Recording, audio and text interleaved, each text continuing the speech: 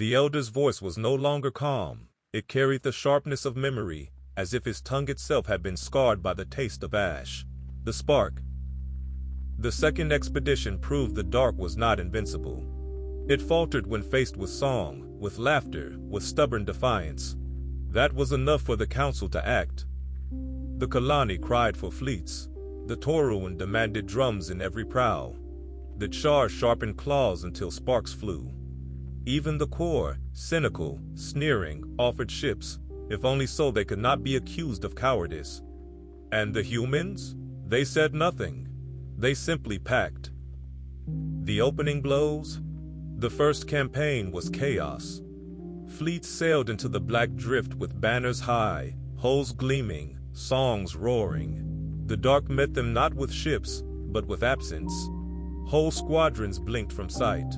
Drums beat, and the dark drummed back louder, until Toruan crews bled from their ears.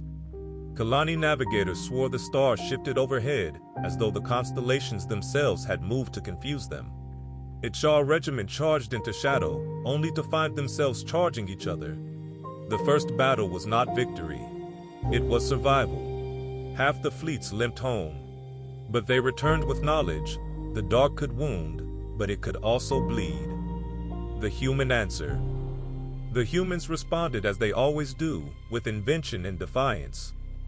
They built mechs that stood like titans, armored against whispers, their cockpits lined with names written in chalk so the pilots would never forget themselves.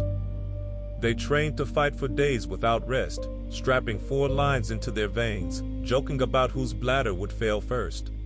When whispers came, voices of mothers, lovers, lost children, they laughed, they cursed, they sang. A human soldier spat blood into his helmet and said, "If you're going to haunt me, keep the beat." The shadows faltered again. The siege of Orthis Gate. Then came the siege.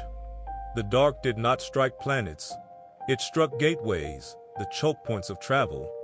Orthis Gate, once the site of victory over the Accord, became their target. Shadows thickened around it, blotting out stars. Trade halted. Fear surged. If the gate fell, entire sectors would starve. So the humans stood there. For 30 days and nights, their mechs fought without pause. Galani ships ferried supplies through enemy void. Toruan drummers thundered until hands split open, their blood used as ink to keep the beat alive. Shah warriors strapped broken bones and kept charging. And the humans, gods, the humans, fought until their eyes bled, until their suits reeked of death, until they could no longer tell whether they stood in flesh or in legend. And still they fought. The turning. It was in that battle that the galaxy saw the 9th lesson etched in fire. A squad of human mechs, outnumbered 100 to 1, broke through a wall of shadow. They did not retreat. They carved a corridor wide enough for the allies to surge through. Kalani ships poured light. Toruan drums thundered into silence. Shah claws tore absence into shreds. And for the first time, the horizon reeled back. The war did not end, but in that moment, the galaxy believed it could be won. The cost was unbearable. Whole Kalani orchards went untended, their farmers drafted. Toruan choirs lost voices to silence that never healed. Shah miners returned blind, their eyes burned out by looking too long into the dark. And humans. Too many names were added to the rooms of lists. Too many mothers buried children, too many children buried fathers. But still, the web held. Because where the dark devoured, the humans built. Where the dark whispered, the humans sang. Where the dark marched, the humans laughed with broken teeth. And the shadows recoiled. The 10th lesson. The elder's voice thundered now, fire leaping high as if caught by his words. You have heard 9 lessons. Hear the 10th, written in war. The horizon devours, humans devour it back. No other people wages war as if building a bridge. No other people bleeds in chorus, sings in ruin, laughs in despair, and makes despair itself tremble. The war of the horizon has not ended. It may never end. But I tell you this, When the dark came for the stars, it found humans waiting, and the humans did not yield. The elder leaned back, eyes like burned coals. The fire crackled once, sharp as a gunshot. The elder's tone softened, though the fire spat and hissed. Wars are measured in fleets, in battles, in maps. But what truly teaches us is one soldier's breath, one soldier's choice. Listen now to the story of a human named only in whispers, the soldier of Orthis Gate, the nameless pilot. He was not famous, not a general, not even an officer, just a pilot in a mech patched together from borrowed parts. His cockpit was lined with chalk marks, each mark a friend lost, each name written by his own hand. He called himself the custodian. Not warrior, not killer. "I hold the line," he said. When whispers came, he answered with jokes. When blood filled his helmet, he spat and laughed. One more leak to patch. And when the dark pressed in, he did not pray. He sang. The March into Shadow. On the 15th day of the siege, when allies faltered and drums fell out of rhythm, he marched alone into the black drift. His mech's sensors failed. His comms went silent, but his voice did not. He kept singing an earthwork song, steady, strong. The shadows surrounded him, faceless, endless. They whispered his childhood fears, his mother's voice, the laughter of dead comrades. Still he sang. And then, the shadows paused. Not vanished, not beaten, but paused, as if listening. The corridor. In that pause, he moved. Step by step, he carved a corridor. Not with weapons, though he fired until his cannons melted, but with presence, with refusal, with song. Allies surged into the path he left. Kalani lightships followed. Toruan drums regained their rhythm. Shar warriors roared and charged. He did not look back. He kept walking forward, mech cracking, bones breaking, until the path was wide enough for the fleet to break through. And then, silence. His beacon went dark. The aftermath. They never found his body. His mech was gone, swallowed whole. But the corridor remained, held open long enough for the Allies to win that battle. And when the survivors returned, they spoke his name in a dozen tongues. Some called him the custodian, others the singer in the dark, others simply the human who walked. The galaxy remembered not a fleet, not a general, but one soldier whose refusal carved victory. The 11th lesson. The elder's voice dropped to a whisper, every word trembling like the last beat of a drum. You have heard 10 lessons. Here is the 11th. One human is never just one. They carry their dead with them. They fight as if every name they ever spoke stands at their side. They are never alone, even in silence. And so, when one human walks into the dark, the galaxy walks with them. Remember that, little ones. Remember it when the horizon stirs again. For the humans will answer, even if only one rises. The elder leaned back, closing his eyes. The fire had burned low, embers glowing like stars at the bottom of a black sea. The elder's voice grew strong again, embers painting his face in red streaks. A soldier's song carried the fleet through Orthis Gate. But a song is not enough to end a storm. The war widened, and the galaxy learned what it means when humans fight as more than one. The shockwaves of a song. The custodian's march became legend within days. Kalani caravans told the tale in markets, adding their own flourishes. Toruan choirs sang it in cathedrals, pounding the beat of his footsteps. Shar miners carved his likeness into stone walls, faceless, nameless, but towering, walking forward. And humans? They said little. They only chalked another name onto their walls. But when they marched again, the galaxy followed. The Grand Muster. The council called for the largest fleet in history. Kalani carriers, heavy with fruit and fuel, converted into warships. Toruan drumships by the hundreds, their decks bristling with cannon. Shah freighters gutted and reforged into rams. Even the core, grudging suspicious, lent ships, though every captain carried more ink than honor. And at the center, human fleets, mechs gleaming with scars, runes of list etched into their hulls. They did not gather for conquest. They gathered to hold the line and to march beyond it. The battle of the shattered constellation. The horizon answered. Where the allies came, the dark thickened. An entire constellation went black, its stars swallowed. Navigation collapsed. Kalani ships drifted blind. Toruan drummers beat until blood slicked their decks, but the shadows drummed louder. And then, mechs dropped. Human titans fell from orbit, thrusters blazing, chalk-marked cockpits glowing. They struck the dark not with silence, but with song. The custodian's work song thundered across channels. 1,000 voices picked it up. Allies joined in their own tongues, mismatched and broken, but strong. The dark faltered. For the first time, it reeled back across a constellation. The sacrifice of the Kalani. But victory is never free. In that battle, a Kalani carrier, its holds full of children evacuated from the rim, was caught in shadow. The hull began to sing, not from music, but from absence gnawing at the metal. A Toruan drumship broke formation, slamming into the carrier, anchoring it with chains, beating until its hull cracked. The carrier escaped. The drumship did not. Its last rhythm was silence. Humans wept with their allies. Then they swore, every name would be sung, every rhythm remembered. The turning of the tide. From that battle came the first true turning. Not victory, never victory, not yet. But the dark had been driven back farther than it had ever dared retreat.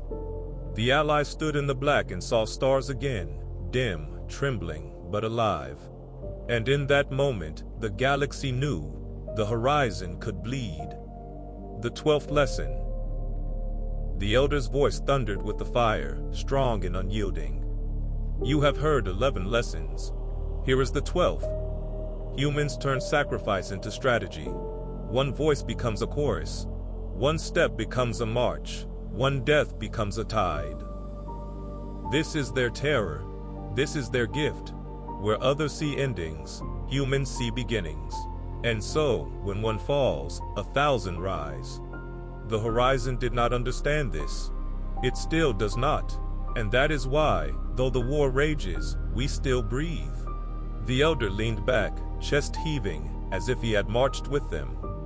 Sparks lifted skyward like fading stars. That is part 14, little ones. The breaking tide. A song turned into a campaign, a sacrifice into a strategy. And so the war rode on. The horizon learns. Victory is a teacher to both sides. The horizon learned. It learned to twist songs into mockery, to mimic laughter until it rang hollow, to wear the faces of the dead in shapes of shadow. It struck not only fleets, but trust. Toruan drummers began to hear rhythms they had not played, echoing back with cruel precision. Kalani fruit spoiled in sealed holds, sowing suspicion of sabotage. Shah warriors vanished mid-charge, their names whispered by voices too familiar. And the humans began to see their own reflection in the dark. The collapse of Ythra Gate. The turning came at Ythra Gate, a junction of 6 trade lanes. The Allied fleet held fast, drums pounding, songs echoing. But the horizon surged thicker, not as faceless shapes this time, but as impostors. Kalani saw Kalani where none had been. Toruan saw drummers in ships already destroyed. Humans saw their fallen comrades climbing into cockpits again. They faltered. Who could fire on a friend's face? And in that hesitation, the gate fell. Shadows coiled around its frame and squeezed until the alloy sank itself to pieces. An entire sector went dark. The cracks in the web. The loss rippled wider than ships. Markets emptied. Families whispered blame. Core remnants fanned suspicion. The humans cannot be trusted. Every whisper leads back to them. Even allies turned wary. A Kalani captain refused human supplies, saying, "Your food smells of shadow." A Toruwan choir stopped mid-song when humans joined, afraid the harmony itself would betray them. For the first time since the war began, humans stood not as saviors, but as suspects. The human fracture.